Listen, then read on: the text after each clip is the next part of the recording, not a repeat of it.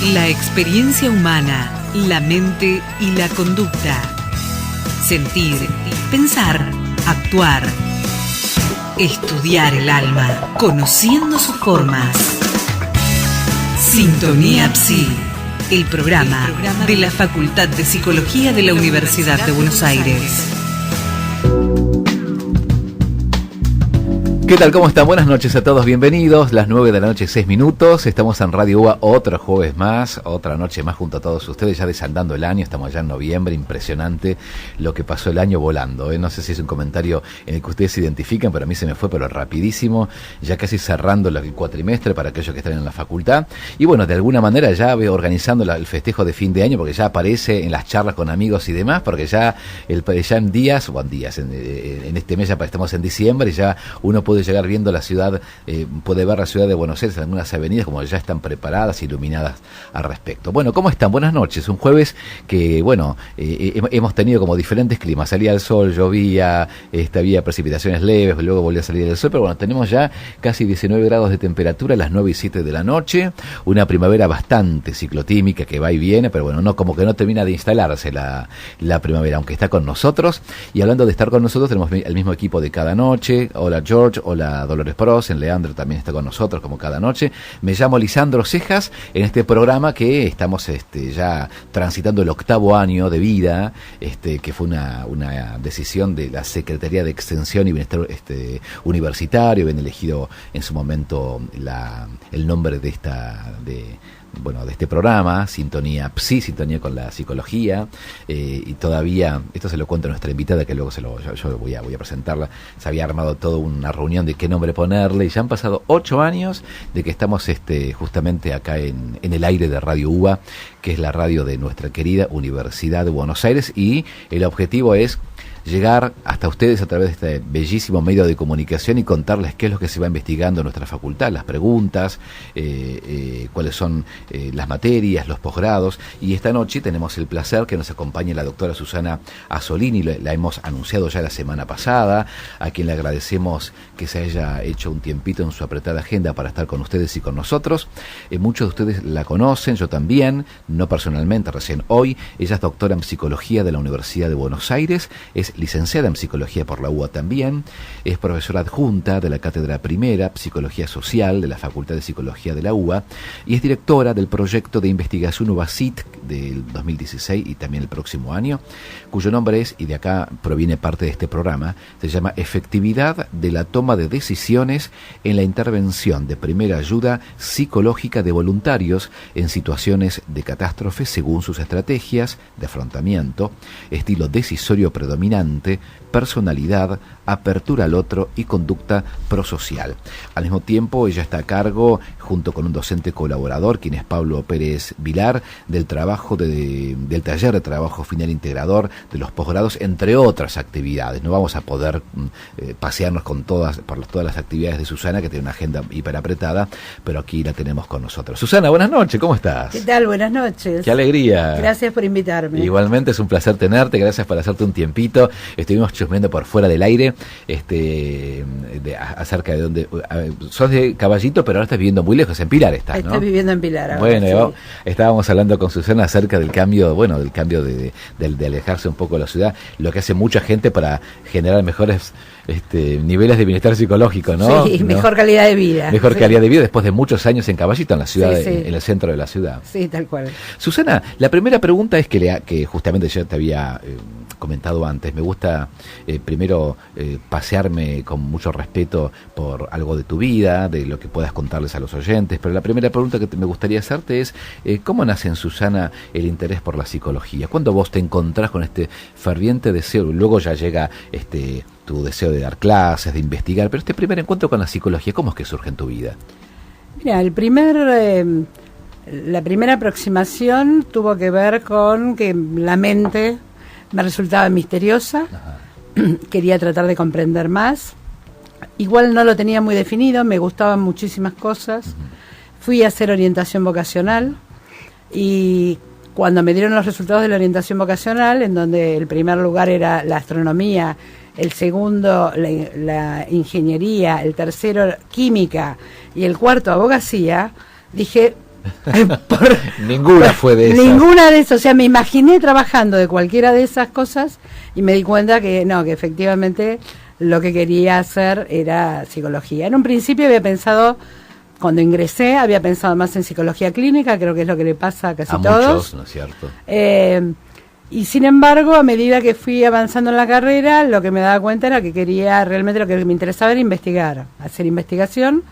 No era una época en donde todavía la investigación estaba muy poco desarrollada en nuestro país. De hecho, había un único doctorado que era el de San Luis. O sea, estoy hablando de la década del 80. Hasta que eso empieza a cambiar, empiezan a aparecer becas de investigación. Yo hice una concurrencia en un hospital, etcétera, o sea, seguí un camino. La beta clínica ya empecé esa beta clínica que no me terminaba de convencer. Paralelamente inicié fantasiosamente la carrera de química solo para ver si podía estudiar la química del cerebro. Qué interesante. Y cuando me di cuenta, en el segundo año, me di cuenta que hasta llegar a eso realmente lo que tenía que estudiar era casi un sinsentido, pues ya tenía una formación, digamos, ya estaba en el último año de psicología, ya venía formada desde el punto de vista humanístico, con lo cual, bueno, y bueno, hasta que se empiezan a abrir las becas, tuve varias becas UBASIT, o sea, mi formación de investigadora es también dentro de la UBA, tuve una beca de iniciación, una beca de perfeccionamiento, después tuve un año que era como de transición de la investigación también para incluirse en la docencia. Entonces, bueno, hice todo ese tránsito hasta que posteriormente ingresé en CONICET y, bueno, he dedicado mi vida a la investigación. Bueno, qué honor, bueno, qué carrera, y aparte resumida tan rápidamente, sabemos que hay muchos detalles, pero vos fíjate cómo ese deseo por investigar el funcionamiento de la mente queda luego desplegado a otras investigaciones, porque vos tenés una pata muy profunda como investigadora, ¿no es cierto? Bueno, y perteneces al CONICET. ¿Y cómo es que surge dentro de la psicología tu interés por el ámbito de la psicología social?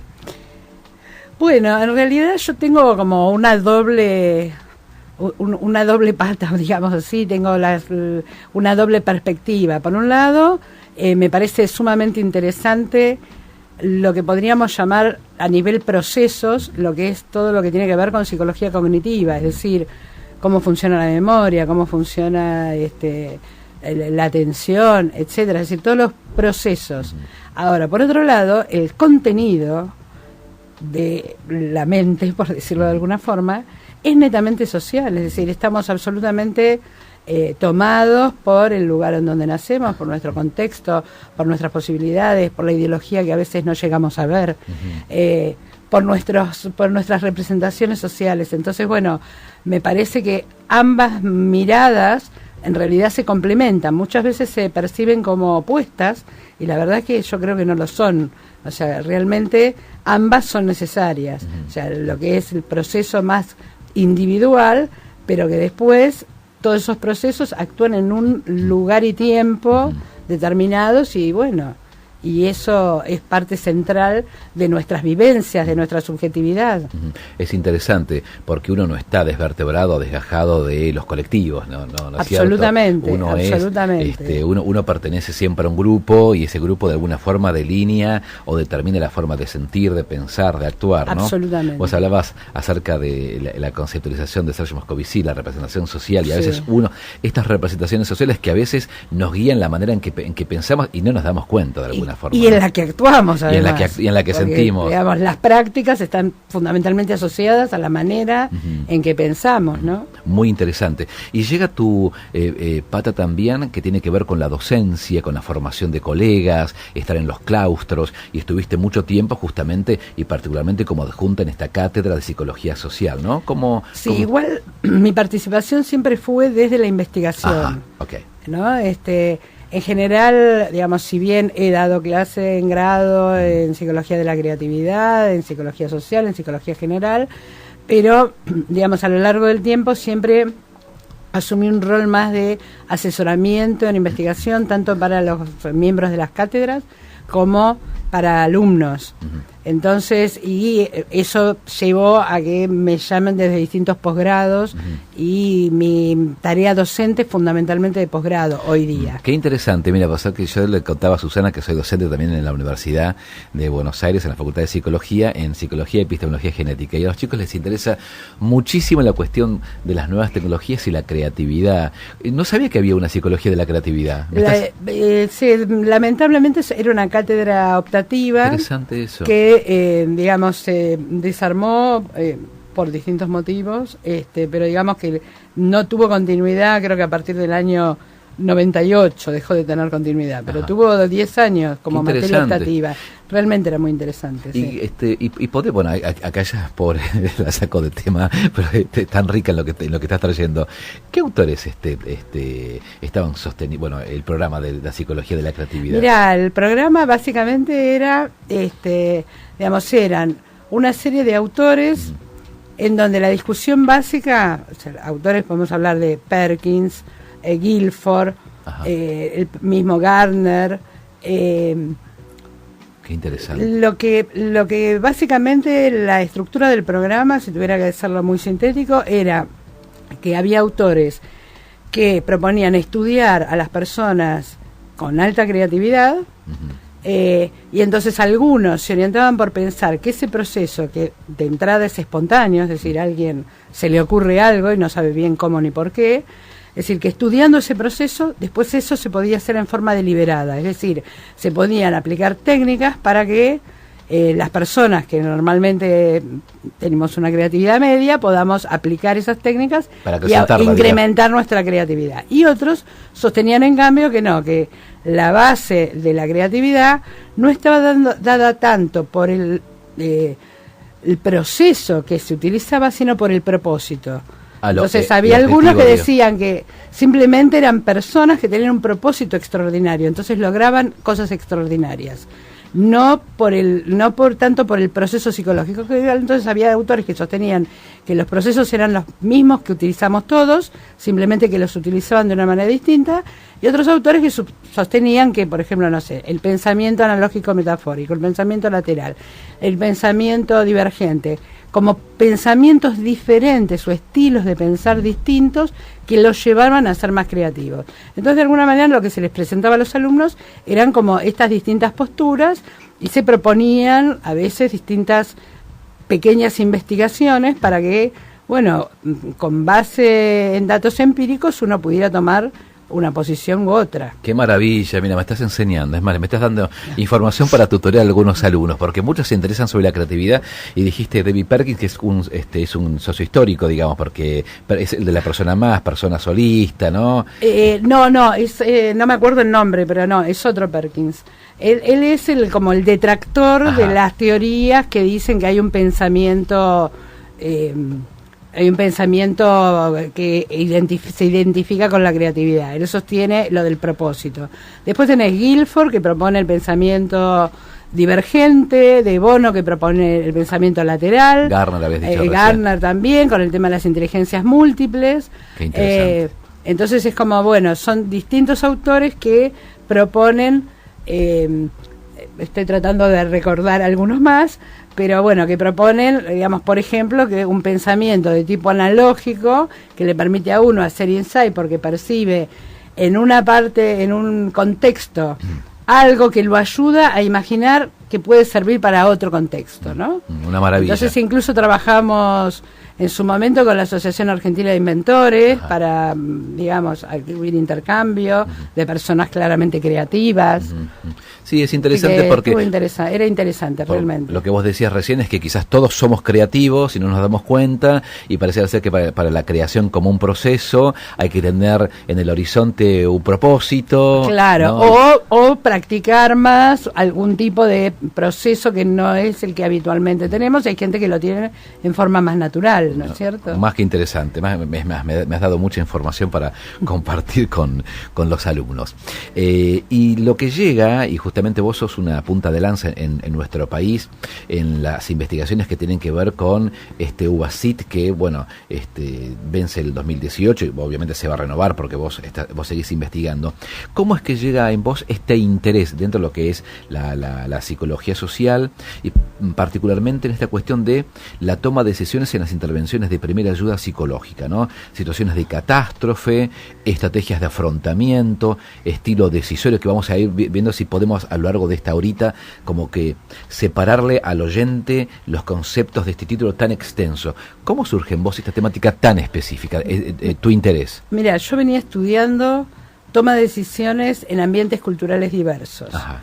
El tema básico es que hay una discusión de fondo de hace años en donde el foco de la discusión es si son más efectivas las decisiones analíticas, es decir, donde yo estoy evaluando paso a paso qué decisión tomo, cuáles pueden ser las consecuencias, si hay una planificación consciente y deliberada, o las decisiones intuitivas son más eficientes. Intuitivas sacándole, digamos, la idea de mágico, sino la intuición entendida como un juicio complejo, en donde en realidad lo que pasa es que no tenemos el registro némico, o sea, no podemos identificar de dónde nos vienen. Concretamente, yo veo a alguien y digo, esa persona me cae mal, y en realidad no sé, pero seguramente lo que ocurre es que hizo algún gesto, tiene una forma de vestir o algo que me recuerda a determinadas personas que me hicieron cosas o que me cayeron mal en su momento, y entonces eso confluye en una percepción que yo lo siento como una certeza de que esa persona no es buena o no me cae bien o lo que fuera.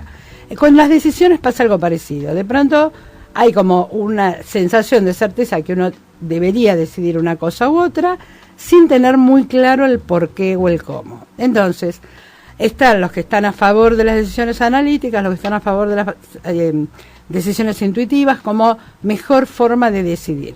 Y como siempre, en estas cosas nunca hay blancos o negros.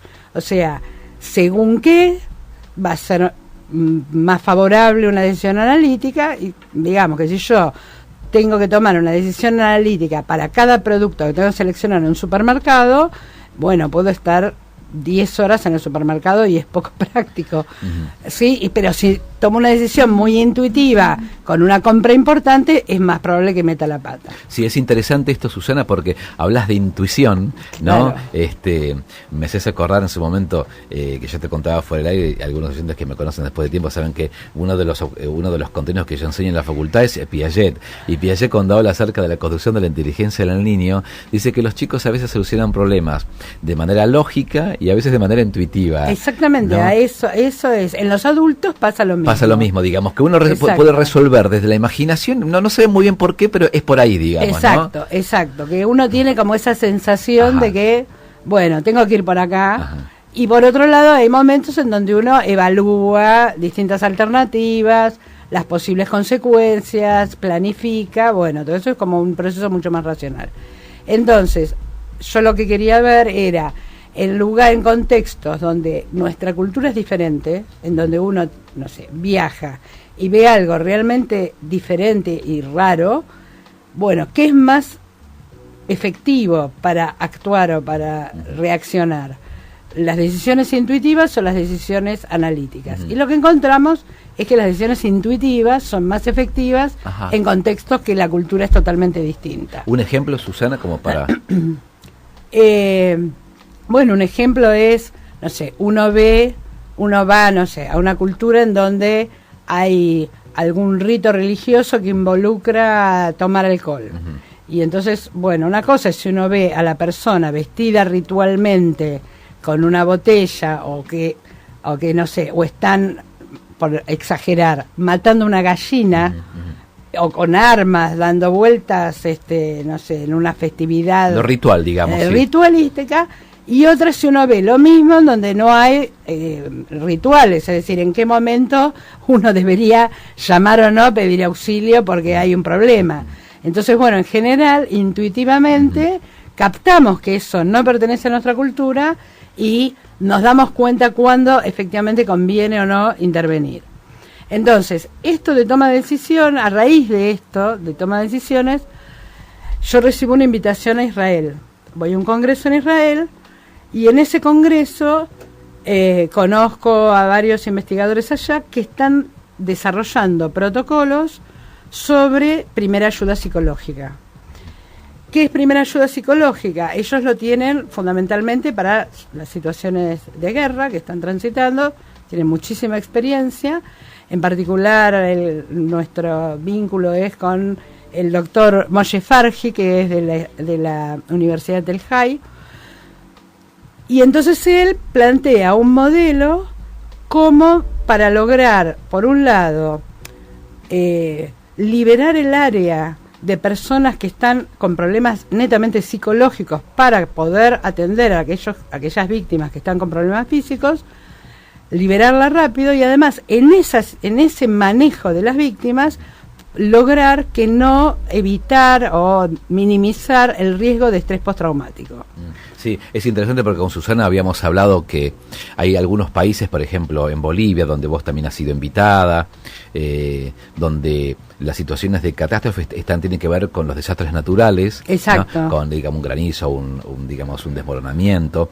Y en otros países, como ejemplo en Israel, por cuestiones que tienen que ver con la historia de la guerra, está como muy, hasta como muy naturalizado ver gente que está con armas, las detonaciones, los disparos, digamos, catástrofes que tienen que ver con esta cuestión de la guerra, digamos. Claro, tienen que estar mucho más preparados, digamos, tienen una frecuencia mucho más alta que la nuestra. Entonces, ahí básicamente lo que yo pensé fue, bueno, toda esta experiencia nosotros la podemos capitalizar, pero si nosotros empezamos de cero, capaz que tardamos 20 años en desarrollar algo similar, esperando que ocurran cosas. Entonces, bueno, capitalizar la triste experiencia de alguna forma que pueden llegar a tener y ver cómo adaptar ese protocolo que ellos tienen a nuestra cultura. Entonces, básicamente, para que se entienda en líneas generales, es un protocolo que combina lo que tiene que ver con lo fenomenológico de lo que siente la víctima con los avances de las neurociencias. Entonces, fundamentalmente, desde el punto de vista, digamos, neurofisiológico, lo que ocurre es que ante un estrés agudo, lo que se activa es la amígdala, que es lo que genera no solo miedo, sino indefensión. Fragilidad, digamos. Fragilidad, indefensión, soledad. Y el problema es que cuando se activa la amígdala, se desactiva digamos, la corteza prefrontal, que es la que nos permite tomar decisiones. Entonces, las personas suelen tener dos tipos de reacciones. Una es quedar paralizado y el otro, uno podría decir, ponerse histérico, entre comillas. Es decir, tener un despliegue psicomotriz importantísimo. Está bien como lo marcas, porque todas estas situaciones tienen que ver con lo traumático, con lo sorpresivo, digamos. Absolutamente. Lamentablemente tenemos un montón de ejemplos cotidianos, diríamos ya, donde, bueno, en Manhattan hemos tenido, o en otros lugares de la Europa, donde hay una catástrofe, en este caso por los sionistas o lo que fuera, y uno queda allí, ve un montón de gente en la calle, y ahí aparecen los rescatistas, y justamente el objetivo es justamente poder entrenarlos a ellos. Exactamente. O sea, nuestra investigación es capacitarlos, después medir, desarrollamos un software a partir del cual medimos cuánto de esa capacitación fue efectiva, y lo que tenemos también, digamos, a continuación del software es una serie de test psicológicos para comprobar las otras variables que mencionaste, como estrategia de afrontamiento, personalidad, etcétera, porque lo que nos interesa es saber, primero, proteger al rescatista, ver cuáles rescatistas pueden después quedar afectados ellos, y además qué perfil de rescatista es el óptimo para realmente poder aplicar esas técnicas. Seguramente, digo, Susana, porque para ser rescatista imagino que hay como una preselección, porque no cualquiera se enfrenta al horror y queda bien parado, digamos. Habría allí algo del orden de la preparación, digamos, algo de lo simbólico, digamos, que uno encuentre a un montón de personas desmembradas en la calle luego de una detonación de una bomba, es muy triste y terrible para todos, pero estas personas están preparadas de alguna manera, si se quisiera, ¿no? Porque uno no termina nunca de estar preparada. Me mira Susana como diciendo, bueno, no tanto, porque digo, uno nunca termina de estar preparado ante el horror de la guerra, ¿no? De hecho, cuando nosotros vamos a dar las capacitaciones, lo que encontramos es un reclamo fuerte de los rescatistas. Bueno, nos están enseñando cómo minimizar el estrés postraumático en las víctimas, y qué hay de nosotros. esa es la próxima investigación. O sea, cómo ayudar a ellos a que, digamos, que en general están sumamente afectados. O sea, no hay suficiente preparación.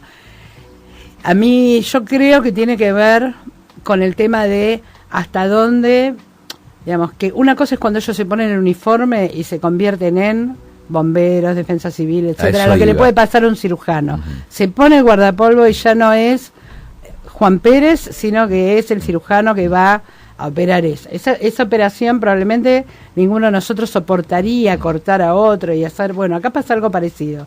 El tema es qué ritos previos y posteriores, qué ceremonias deberían hacer para poder descargar todo el estrés que tuvieron, cómo contenerse, exacto. En general, las mayores situaciones que ellos relatan de estrés postraumático es cuando alguno por algún motivo tuvo que dejar el lugar y irse y no tuvo como el tiempo de cerrar la situación. Es como, bueno, ahí sí que es bien gestáltico. No pudieron cerrar la situación donde estaban participando, y entonces después eso les queda... Sí.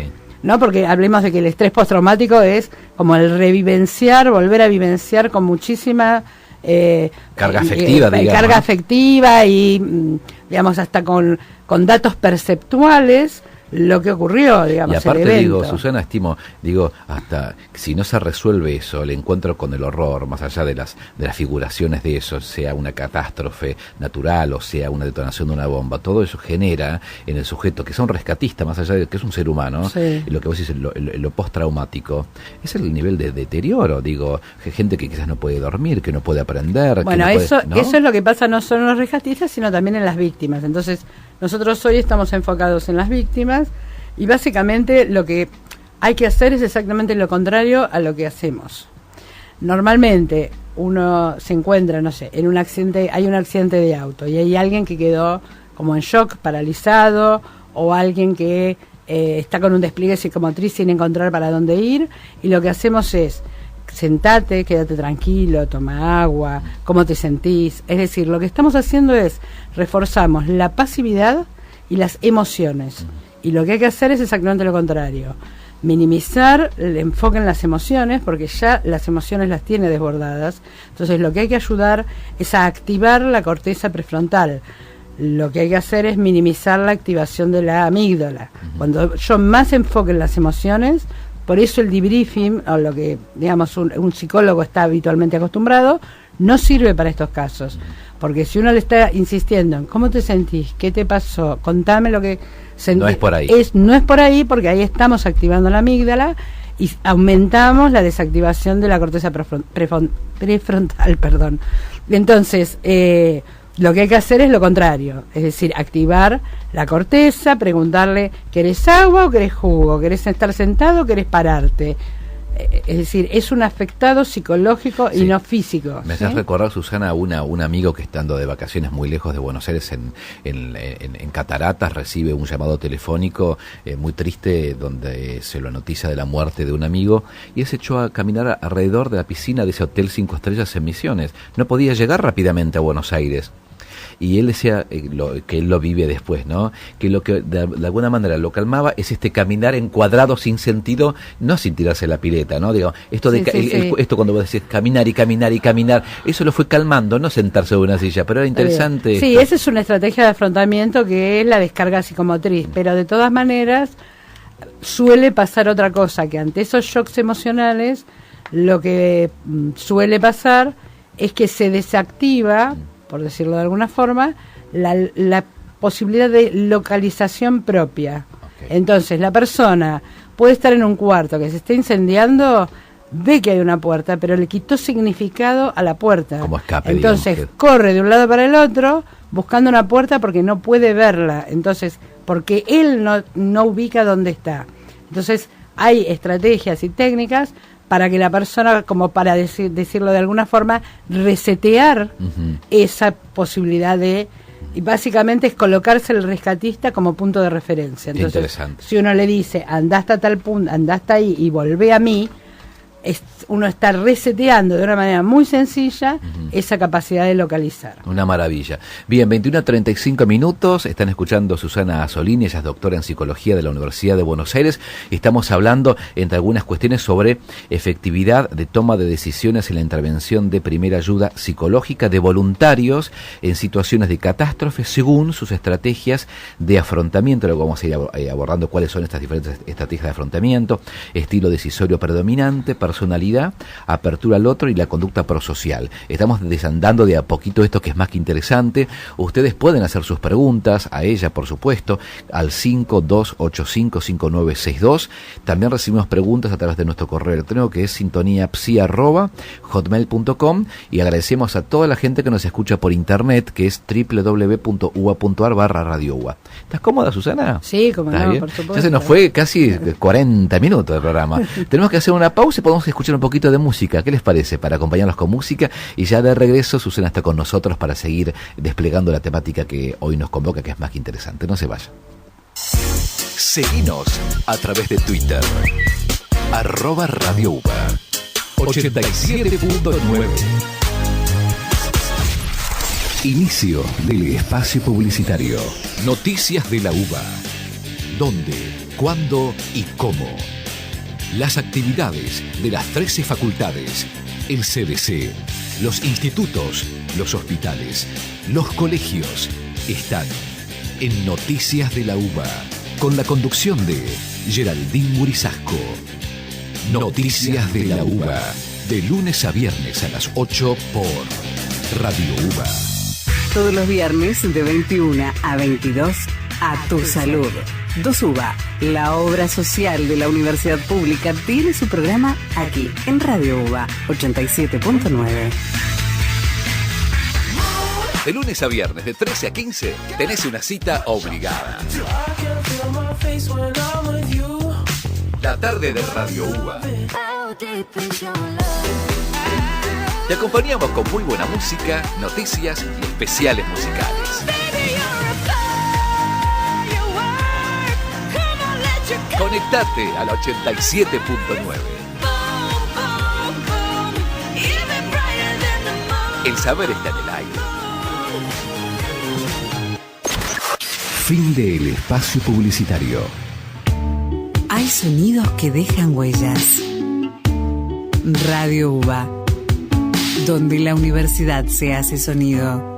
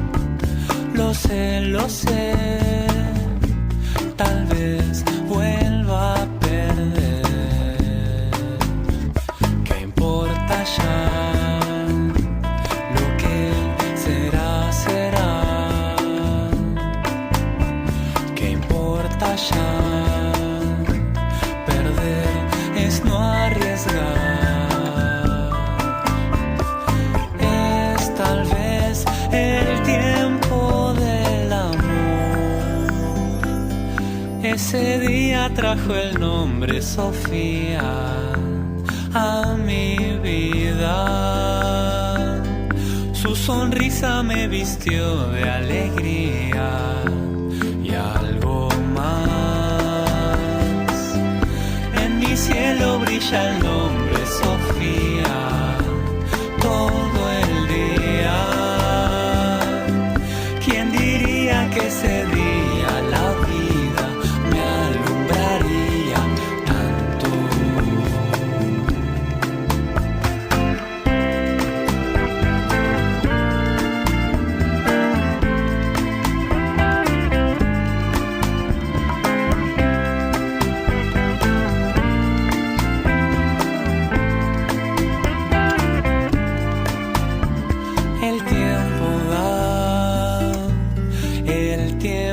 filo da, y el filo da, te da profundidad. Muy bien, estamos a 20 minutos de las 10 de la noche, muy linda música, lindas canciones que nos permiten, bueno, disfrutar de una temática más que interesante, compleja, porque nos acompaña esta noche en Sintonía Psi, Susana Azzolini, y estamos hablando acerca de la cuestión de la toma de decisiones en la intervención de primera ayuda psicológica de voluntarios en situaciones de catástrofe. Y por fuera de aire recordamos un montón de catástrofes, bueno, las inundaciones en La Plata que decía Susana, bueno, el momento terrible de el tren de 11. Sí, Cromañón y tantos otros. Argentina tiene un protocolo de, digamos, ¿estamos preparados para estas situaciones? Digo, cuando... lo que no. muestra la experiencia es que no demasiado, que digamos. Yo recuerdo en el tren de 11 estar mirando por la televisión y que habían mandado a psicólogos del hospital más cercano y que decían, no sabemos qué hacer. O sea, no tenemos preparación para. La intención es justamente que esta investigación venga a cubrir esa falencia. Sí, estimo, porque cuando ocurre esto, está bien que vayan médicos y ambulancias y bomberos y demás, pero también que haya un equipo de psicólogos que pueda permitir organizar un poco la vida de esas víctimas, sí, ¿no? Igual lo que hay que pensar es que en el lugar de la tragedia, los rescatistas, bomberos, defensa civil, lo que tienen es que salvar gente que está en riesgo de vida.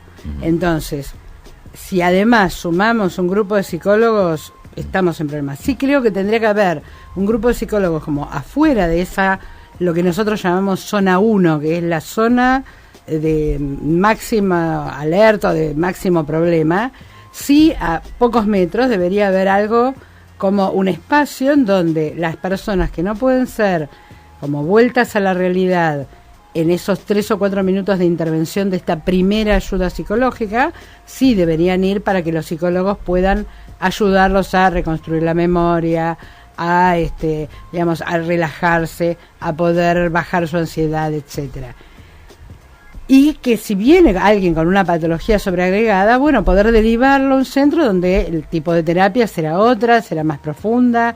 Es como que esto es una ayuda de salud mental muy puntual, muy específica, para minimizar el riesgo de estrés postraumático, de que alguien después escuche el ruido de un tren y no pueda subir nunca más a un tren en su vida, y después eso transfiera a un auto o a lo que sea y termina, digamos, en general las personas con estrés postraumático terminan aislados, con depresión, digamos, inutilizados, con una muy baja calidad de vida. Entonces, lo que estamos tratando es de minimizar ese riesgo. El después, digamos. El después. Y entonces, los que entran a la zona de mayor problema son los rescatistas, y lo que nosotros proponemos es un protocolo que los ayude, por un lado, a despejar el área, porque vos no podés tratar de sacar a alguien que quedó bajo del tren cuando tenés personas corriendo a tu alrededor, otras personas sentadas que no responden a órdenes porque están disociadas.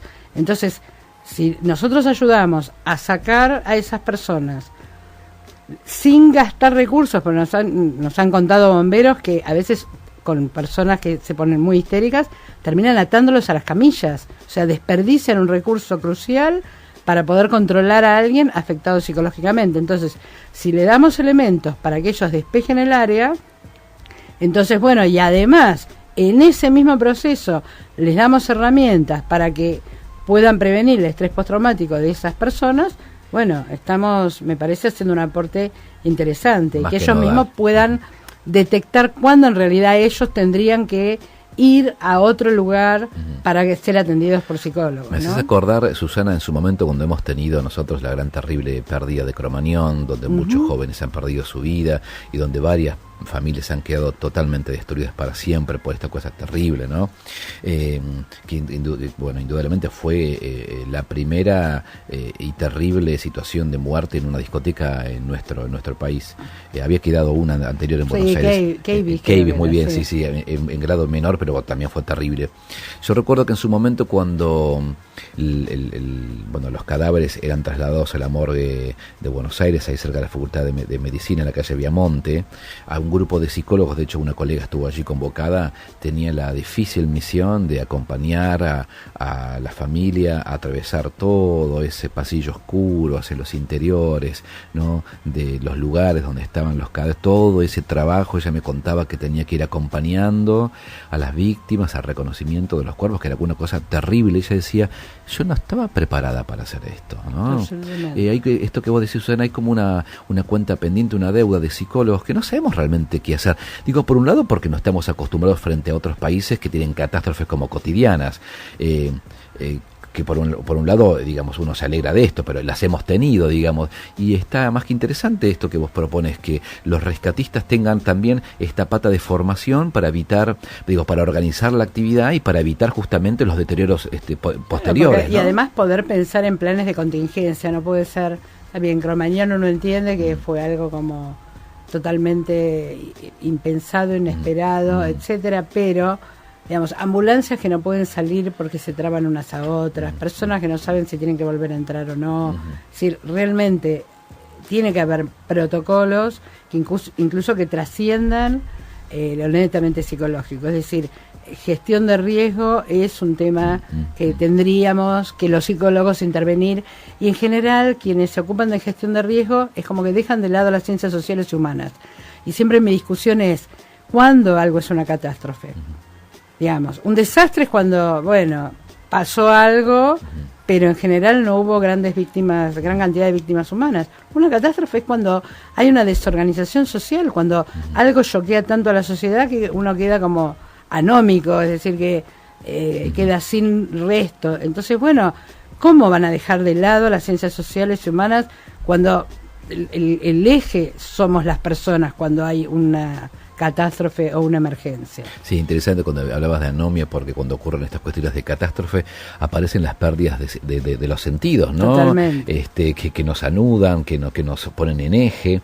A mí me vino a la memoria el gran incendio en Barracas y la cantidad de bomberos que han padecido, y muchos de los bomberos a los que les agradecemos eternamente el trabajo que hacen, a veces por un dinero tan pobre, digamos, ellos corren rápidamente cuando escuchan la sirena y se enfrentan a situaciones de catástrofe o de urgencia, porque de emergencia. O de emergencia. A veces digo, si están preparados para eso, ¿no? Porque allí son rescatistas, un accidente de tránsito en la avenida, un choque de colectivos, un incendio, y ¿qué ocurre con ellos? ¿Quién los cuida después? Digo, dejando de lado algunas potencias mundiales como Israel, que quizás de ellos es lo cotidiano, volviendo a Argentina, que no nos hemos ido tan lejos, pero ¿qué pasa con las personas, con ellos, no? Terminó la noche, los 3 días de estar rescatando gente, ¿qué pasa con ellos después, no? Sí, realmente, porque ellos tienen muchísimas capacitaciones, pero no tantas vinculadas a lo que es salud mental, ¿no? Y quizá habría que haber un seguimiento psicológico de ellos, ¿no? Porque son personas que se encuentran con lo traumático, con el factor de lo sorpresivo, hasta te diría que es cotidiano, ¿no? Sí, absolutamente. Ese como es el factor sorpresa. Bueno, más que interesante. Y contale un poquito a la gente tu invitación, que vos fuiste a dar clases a Bolivia, que ellos sufren de catástrofes, no de este tipo, pero sí catástrofes naturales, decías, por fuera del aire. Sí, igual que nosotros, digamos que, de hecho, nosotros hicimos una intervención bastante importante en el rodeo, que acá en Catamarca, que tuvo unas piedras de varias toneladas, en donde, si lo tengo que decir gráficamente, había autos que parecían chapitas de Coca-Cola aplastadas. Wow. O sea, fue tremendo. Terrible. Hicimos un entrenamiento con gente, incluso un plan de contingencia, y esa intervención que hicimos, el año pasado me invitan de Bolivia al un congreso boliviano de psicología, en donde expongo parte de la investigación que estamos llevando a cabo acá en la Universidad de Buenos Aires. Y entonces, a raíz de eso, me invitan a dar un curso que estuve la semana pasada, y ellos quieren hacer algún tipo de convenio con nosotros como para tener más asesoramiento en todos estos temas de gestión de riesgo, primera ayuda psicológica, porque tienen problemas de terremotos, incluso tuvieron un granizo tan fuerte que hubo varios muertos. En la ciudad de Sucre estoy hablando, ¿no? Y Susana, ¿con quién investigas dentro de tu proyecto UBACIT? ¿A quién has convocado para que te ayuden o te acompañen en esta investigación? Mira, somos 4 personas, hay 2 docentes también de la Cátedra de Psicología Social y otra docente de la Cátedra de la Práctica Profesional Familia y Enfermedad Crónica. Y ellas venimos trabajando juntas hace 4 UASITs, así que son Vera Bailpupco, Victoria Vidal, y Analía Benvenuto, y después tenemos siempre algún becario que se incorpora. Hemos tenido becarios SIN, hemos tenido becarios CONICET, que se incluyen en el equipo y trabajan con nosotros. Y seguramente hay mucha gente que nos escucha a esta hora de la noche, y hay gente que quizás encuentra su objetivo de formación y encuentra en esto. Yo te escuchaba tan apasionada, digo, bueno, qué cosa interesante. ¿Cómo hace un oyente psicólogo de nuestra casa o de afuera para poder contactarte o para poder formarse en esto? ¿Vos qué le recomendarías a esa persona que recién comienza sus pasos en una formación de una temática tan específica? Porque es hiper específico esto. Sí, es súper específico. Bueno, respecto al contacto, mi mail es susana1060@yahoo.com.ar. Con mucho gusto puedo contestar las preguntas que sean. Y bueno, respecto a esta temática específica, creo que hoy día debería contactarse con nosotros porque no hay muchos más grupos de investigación que estén trabajando en esto. Y respecto a investigación en general, bueno, creo que la manera es acercarse a investigadores que están trabajando en temas u otro, a cualquier tema que a uno le interese, y ver cómo colaborar y cómo empezar a aprender a cómo presentar en congresos, cómo publicar, es decir, cómo generar producción científica a partir de los nuevos conocimientos. Y es interesante porque todavía estos aportes de tu UASIT no se han desprendido en una materia electiva, todavía no, digamos, algún curso dentro de la facultad. No dentro de la facultad. Interesante. No, en realidad acá estamos muy enfocados a bomberos, defensa civil, a rescatistas. ¿Ustedes van a esos lugares? Vamos a esos lugares. ¿Son convocados por ellos? A veces somos convocados y a veces nosotros nos comunicamos porque son nuestros sujetos de investigación. Ajá. Entonces lo que nos interesa también es ver, cuando digo que nosotros queremos saber, por un lado, si nuestra capacitación es efectiva, y por otro lado, cuáles son las características que pueden ayudar que un rescatista haga las cosas mejor. Con todo esto que decíamos, ¿qué tipo de estrategias de enfrentamiento son mejores para brindar una primera ayuda psicológica efectiva? ¿Hay algún tipo de rasgo de personalidad que favorece la conducta prosocial? Es decir, ¿cuánto empatizo con el otro? ¿Cuánto me interesa el otro? A eso se llama conducta prosocial. Claro, impacta. O sea, si yo tengo ciertos rasgos, ¿voy a hacer mejor esta tarea o no? Porque quizás no todos los rescatistas. Si uno identifica quiénes, bueno, uno podría a futuro decir, bueno, dentro de cada cuartel de bomberos o dentro de cada área de defensa civil, se podrían seleccionar aquellos que se van a dedicar a despejar el área y a brindar esta primera ayuda psicológica, y los otros pueden ocuparse de otras tareas, porque tareas tienen muchísimas. Seguramente. ¿Y qué se hace para evitar, porque son trabajos, los bomberos y los rescatistas, sea en nuestro país o en otra parte del mundo, son trabajos que se encuentran con lo más horroroso, ¿no? Digamos, de la guerra, se encuentran con la muerte, digamos, más allá de cómo esto ocurra. ¿Cómo ayudar a esos rescatistas seres humanos a poder vérselas de alguna manera con el resabio que queda frente a lo horroroso, ¿no?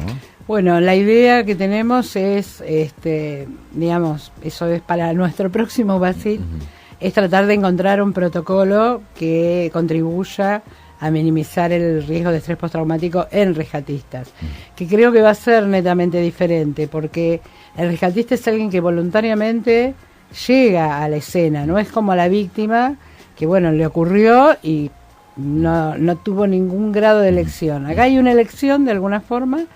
Creo que sí, que esto tiene que ver con el rol que puede llegar a asumir, que no somos, no tenemos un único yo o una única personalidad, sino que tenemos varias, todos lo sabemos, digamos que nos habita una multitud de alguna forma. Y entonces, bueno, cuando se ponen ese uniforme, de alguna manera se transforman en otra persona. Es una especie de Superman y Clark Kent. Entonces, ver cómo eso se puede manejar para favorecer la salud mental de ellos. Sí. Justamente había una pregunta, Agustín de Lomas de Zamora. ¿Podemos hablar de un perfil psicológico del rescatista? Bueno, en eso estamos. Todavía No, digamos, avanzamos bastante en la investigación, pero todavía no tenemos determinado el perfil, y además tenemos la intención no solo de encontrar, digamos, aquellos rescatistas, para que se entienda desde el punto de vista de la investigación. Nosotros tenemos los rescatistas que responden mejor a la capacitación, que tienen ciertas características, pero nosotros no nos queremos quedar ahí, sino que queremos saber si realmente esas características predicen una mejor actuación. Por tanto, lo que vamos a hacer es, vamos a seleccionar después a rescatistas que tienen esas características versus otro grupo que no las tiene, y les vamos a tomar a ver cómo aplican la primera ayuda psicológica, para estar seguros que efectivamente, no sé, supongamos, ser extravertido, tener conducta prosocial, digamos. Una conducta prosocial alta, tener una personalidad, bueno, ya dije, extravertida, con bajo neuroticismo, una estrategias de afrontamiento activas, sobre todo, digamos, de reformulación cognitiva, etcétera, ayudan a... Esa es una hipótesis, todavía no lo tenemos comprobado. Fantástico. Mariana de Boedo, ¿los rescatistas son víctimas silenciosas de los desastres en los cuales participan?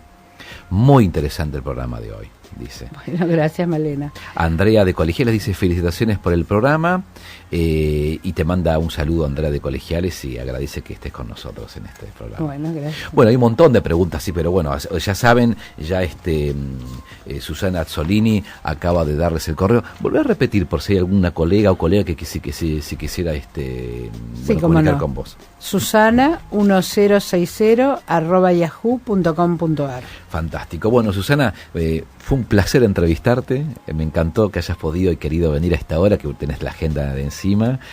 Gracias por estar con nosotros, un placer. Bueno, gracias a vos, la verdad que me sentí muy cómoda y fue muy agradable. Pasó rapidísimo la charla, pasó rapidísimo. Uno queda siempre con tantas cosas en el tintero, pero bueno, seguramente nos volvemos a encontrar, seguramente por estas cuestiones, porque esto va a continuar. Así que muy gentil, Susana Azzolini, un placer haberte tenido. Ya casi las 10 de la noche, y la próxima semana está la Marta Schorn. Ella es docente de la carrera de especialización en psicología de la discapacidad, y seguramente la temática va a ser la psicología, el ámbito de los psicólogos en la temática de la discapacidad, más que interesante. Así que bueno, gracias por estar con nosotros, casi las 10 de la noche. Jorge, muy gentil como siempre. Dolores Prosen, muy amable. Me llamo Lisandro Cejas. Muchísimas gracias a todos los que se han comunicado al teléfono, a aquellos que nos han enviado preguntas justamente para Susana, y a aquellos que nos escuchan siempre y que no necesariamente nos mandan preguntas si están del otro lado de la radio. Así que muy gentil por todo. Que la pasen muy lindo. Hasta la próxima semana. Que estén bien.